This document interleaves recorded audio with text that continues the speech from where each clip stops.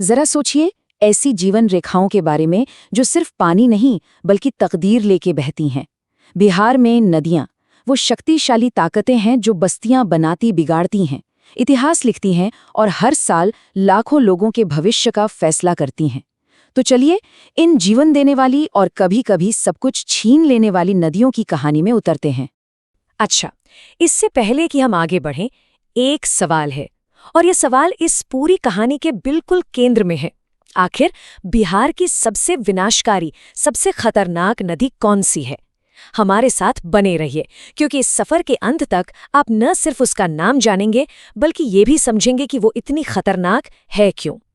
बिहार की नदियों की इस पहेली को समझने के लिए सबसे पहले ये जानना होगा कि यहाँ असल में दो अलग-अलग तरह की नदियाँ हैं, जो आखिर में एक विशाल धमनी यानी गंगा में जाके मिल जाती हैं।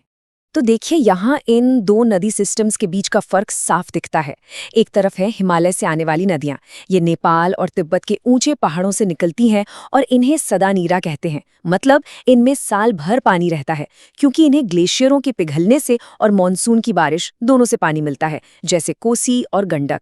दूसरी तरफ है प्रायद्वीपीय नदियाँ, जैसे सोन, जो अमरकंटक के पठार से निकलती हैं और ये मौसमी होती हैं। यही फर्क बिहार के पूरे भूगोल को तय करता है। तो चलिए अपनी यात्रा शुरू करते हैं उत्तर से, वहां से जहां से शक्तिशाली नदियां पहाड़ों से उतरकर मैदानों में कदम रखती हैं। और हमारी कहानी का पहला किरदार है एक ऐसी नदी जिसे एक बहुत ही, कह सकते हैं, डरावने नाम से जाना जाता है। बिहार का शोक, कोसी। ये नाम ही इसकी विनाश करने की ताकत की पूरी कहानी बता देता है। तो आखिर कोसी को इतना खतरनाक बनाता क्या है? इसका जवाब है इसकी आदत। ये नदी अपने साथ पहाड़ों से भारी मात्रा में गाद मतलब सिल्ट लेकर आती है। ये गाद इसके तल में जमा हो जाती है, जिससे नदी का रास्ता रुक जाता है और वो मजबूरन अपना रास्ता बदल लेती है। और जब भी अपना रास्ता बदलती है तो लाती है विनाशकारी बाढ़, जो लाखों लोगों की जिंदगी को तहस नहस कर देती है। और एक और दिलचस्प बात, कोसी को सप्तकोसी भी कहा जाता है। पता है क्यों?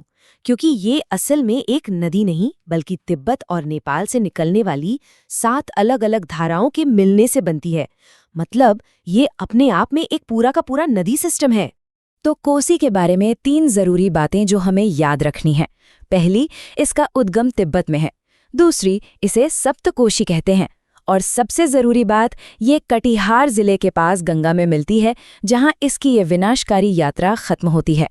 लेकिन उत्तर से सिर्फ कोसी ही नहीं आती, और भी प्रमुख नदियां हैं।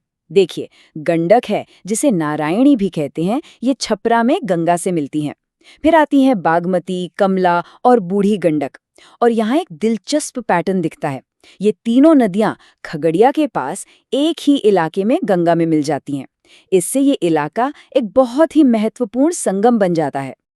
अब तक हम उत्तर की बात कर रहे थे, अब अपना रुख मोड़ते हैं दक्षिण की तरफ, जहां से एक बिल्कुल अलग कहानी वाली नदी आती है, जिसका उद्गम हिमालय से कोसों दूर है। और ये है सोन नदी। ये अपना सफर दक्षिण में मध्य प्रदेश के अमरकंटक पठार से शुरू करती है। ये बिहार की नदी प्रणाली में दक्षिण से आने वाला एक बहुत अहम हिस्सा है और आखिरकार राज्य की राजधानी पटना के पास दानापुर में गंगा से मिल जाती है। तो अब बात करते हैं इस कहानी के मुख्य किरदार की, गंगा की। ये बिहार की वो केंद्रीय धमनी है जो उत्तर और दक्षिण से आने वाली सभी सहायक नदियों को अपने में समेट लेती है और राज्य की सच्ची जीवन रेखा बनती है। ये स्लाइड बिहार में गंगा की शानदार यात्रा को बहुत खूबसूरती से दिखाती है। देखिए, इसकी यात्रा पश्चिम में बक्सर से शुरू होती है, जहां ये राज्य में प्रवेश करती है। फिर ये आरा और राजधानी पटना से होकर बहती है और आगे बढ़ते हुए मुंगेर और भागलपुर जैसे ऐतिहासिक शहरों को छूते हुए पूरब की ओर निकल जाती है। तो चलिए, अब तक जो कुछ भी हमने देखा उसे एक साथ जोड़कर देखते हैं, एक आसान से नक्शे की तरह। ये स्लाइड कह सकते हैं कि इस पूरे विश्लेषण का निचोड़ है। ये हमें बिल्कुल सटीक संगम बिंदु दिखाती हैं, कोसी कटिहार में, गंडक छपरा में और सोन पटना के पास। और हाँ, फिर से ध्यान दीजिए कि कैसे बागमती, कमला और बूढ़ी गंडक ये तीनों खगड़िया क्षेत्र में मिलती हैं।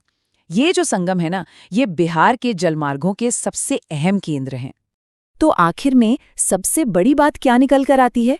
वो ये है कि गंगा सिर्फ एक नदी नहीं है, ये बिहार का प्राथमिक ड्रेनेज सिस्टम है, एक मास्टर सिस्टम जो राज्य के पूरे भूगोल और जीवन को कंट्रोल करता है और सभी नदियों को एक ही शक्तिशाली जीवन रेखा में जोड़ता है।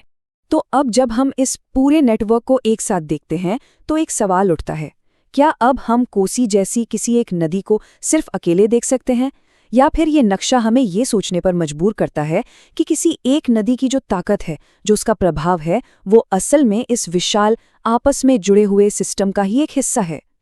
शायद यही विचार बिहार की नदियों की असली कहानी है।